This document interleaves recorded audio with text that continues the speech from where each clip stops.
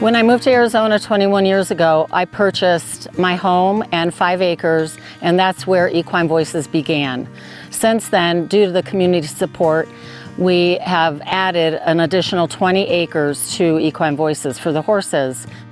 I'm excited to announce that Equine Voices recently acquired my 5 acres, which now Equine Voices owns all 25 acres. One of the big concerns for nonprofit organizations is nonprofit organizations not having a succession plan. We are diligent about having a succession plan, putting that in place and implementing it. We have an opportunity to expand on the East Coast. So this organization is sustainable in perpetuity between the East Coast and the West Coast. My typical day is not typical, it's never the same. Most of what I do is keeping track of donations, keeping track of donors, making sure that they've been reached out to as far as being thanked and things like that. I also do some of the bookkeeping, which makes it not a typical day. And there has been times that I'm outside doing mucking and whatnot just because of staffing, which I actually love. There is absolutely days when I will be overwhelmed. My desk is a disaster. I've got 57 emails and I'm just freaking out. And I have learned that if I step away, just, you know what, put everything aside, step away for 15, 20 minutes, go outside with the horses. I almost always go to Star's Wind. Every time I walk over there, he comes to see me. I don't know that we have a special relationship necessarily, but it's very calming for me to go out there and to have this horse come to me and want to be, you know, have pets and be scratched and do these things. And that's very calming for me. It's very rewarding to watch these horses come in with this trauma and this fear and this just misery that they've been going through, and watching them relearn that this is a safe place, that this is where they can be healthy, they can be safe, they can be social. And watching that change in these horses is probably the best part. We bring in a horse and they're kind of skittish and they just don't really want to be messed with. And then after some time, they're like, oh, okay, I'm safe here. And that's probably the most rewarding. The horses, they give me ground. They're very calming. I'm a very hyper person, and when I come here and I'm out with them, their attitude just reflects onto me, and they just give me comfort and joy, and they taught me a lot. They've taught me a lot about trust and compassion. The first thing in the morning that we're going to do is every horse gets breakfast. We got a bunch that get their separate bowls, and then after we get the ones that get their special breakfast that has their supplements, their medicines, and what have you, then we're going to go around and we'll feed the rest of the herd. They get their hay feeders filled, their hay bags filled. After that, generally speaking, it'll be time to drag, so that's where we go through and we break up all the poop, and that's how we manage that here on the ranch. And then it's about time for lunch, and then after lunch, it's pretty much you button up for the rest of the evening and get it all done and start over tomorrow.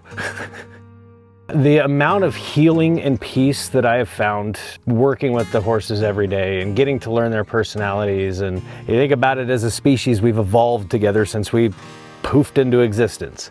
So to be able to work with them, take care of them, and be able to communicate with an animal that can't talk to you, but you still have to be able to communicate, has been phenomenal for me. I truly, truly believe that this is where God wanted me to be. And every time I tried to, well, let's go this way. No, this is where I'm supposed to be, so.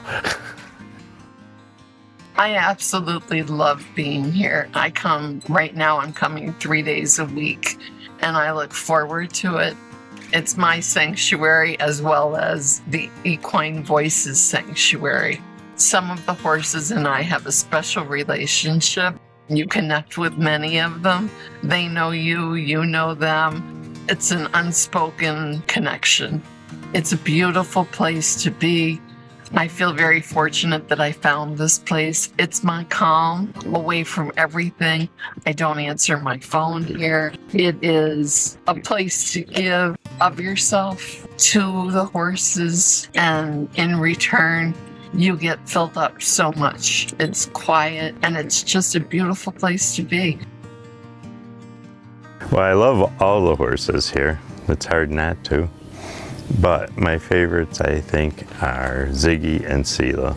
They're known as my girls. Everybody knows if I say my girls, that's Ziggy and Sela. They're both around 30.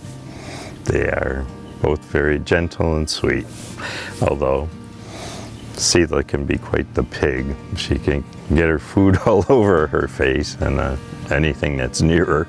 She likes to throw her food on the ground, and she wipes her mouth on the railings and leaves a whole bunch of mess to clean up, but she's a sweet girl. Over the 21 years, we have rescued hundreds of horses, including horses that have come off the Navajo reservation. And this is an issue that most people on the East Coast are not aware of. We rescue horses that have been dragged, like Angelique. You may remember Angelique and her horrific story. She spent 5 weeks in the hospital, and it cost about $17,000 to fix her. Now she's a beautiful, beautiful, vibrant horse. Thank you to your donations and for the work that we do here at Equine Voices. One of the reasons why I think it's so important to expand to the East Coast is there's lack of awareness when it comes to wild Mustangs, the Premarin issue, the pony skin issue, and what we're faced here on the West Coast. My goal is to educate the public out on the East Coast so they're aware of what is happening to horses and the plight of these horses. It's always been our goal to be transparent to the community and to our donors and everybody that supports us. And that is why we're excited to announce these changes for the long-term well-being of this organization. A big thank you to all of you for attending this event. This event is extremely important to the welfare of the horses in the organization. So I'd like to say thank you to all of you for attending. I'd like to thank all of our donors and our sponsors, our auctioneer, and our MC, and all of you who have made this evening possible. Thank you so much.